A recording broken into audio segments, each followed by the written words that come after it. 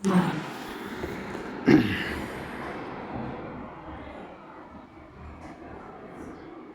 संकष्टी बिरु काकवाडकर इयत्ता 6वीची विद्यार्थिनी. आजच्या माझ्या वक्तृत्वाचा विषय आहे स्पर्धा हवी स्वतःशी. समाजात टिकायचं असेल तर मग स्पर्धा अटळच आहे.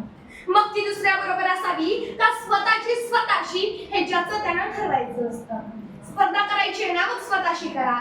काय व्हायचंय, कलेक्टर व्हायचंय, डीएसपी व्हायचंय, काय व्हायचंय ते ठरवा आणि त्याच्यासोबत तुमची स्पर्धा करा. ते मिळालंच पाहिजे, ते प्राप्त झालं पाहिजे. बाकी मला काही नाही सुचलं पाहिजे. बाकी मला काय महत्वाचं आहे, मला महत्वाचा आहे अभ्यास, मला महत्वाचं आहे निरीक्षण, मला महत्वाचं आहे परीक्षण, मला महत्वाचा आहे संवाद.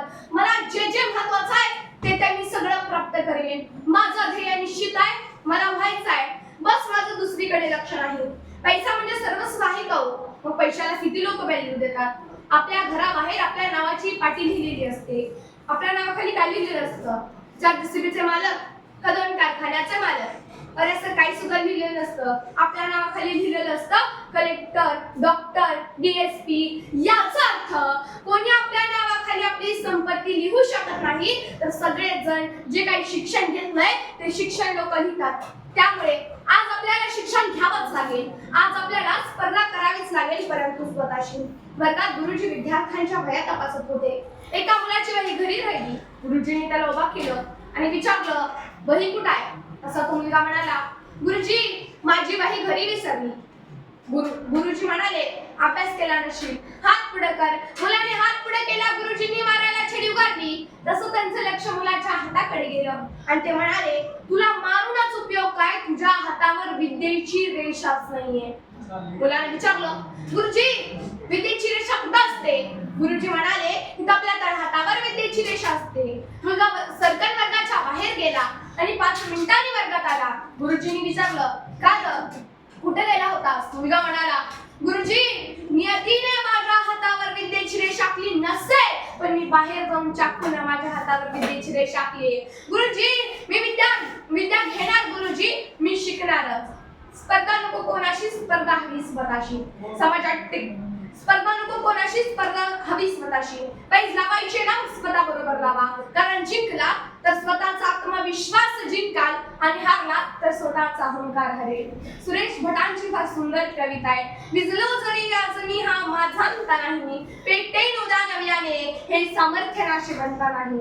छाटले जरी पंख माझे उद्या उडेन नव्याने, अडून शकेल मजला अजूनशी भिंत नाही. येतील वादळे खेटेल तुफान तरी वाटत चालतो, अडथळ्यांना धरून थांबणे पावलांना पसंत नाही, पावलांना पसंत नाही. प्रत्येक गोष्ट तुम्ही कशी करता यावरून यश आणि अपयश अवलंबून असतं. तुम्ही ती वरवरची करता की आतून करता, करायची म्हणून करता की समर्पित करता, तुम्ही सांगितलंय म्हणून करता का तुम्हाला वाटतंय म्हणून करता, यावरून यश आणि अपयश हे अवलंबून असतं. जे गाठायचं आहे ना तर पराक्रम गाजवावा लागेल, जे गाठायचं आहे ना तर त्याग द्यावा लागेल, जे गाठायचं आहे ना तर समर्पण द्यावं लागेल, तेव्हा कुठंतरी ध्येय सिद्धीची. स्पर्धा करायची झाली तर स्वतःशी करा, तुलना करायची झाली तर स्वतःशी करा. दुसऱ्या माणसाला सोबत आणूच नका.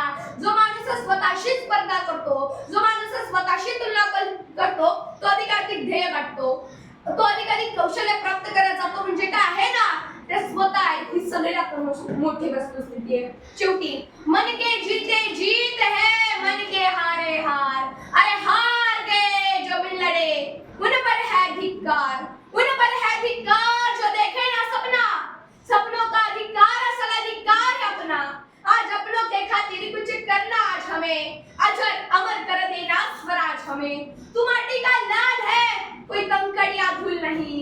तू समय बदल के रख देगा, इतिहास लिखेगा भूल नहीं. तू भोर का पहला तारा है, परिवर्तन का एक नारा है. अंधकार कुछ पल का है, फिर सब कुछ तुम्हारा है, फिर सब कुछ तुम्हारा है. जय धर्मवीर संभाजी महाराज.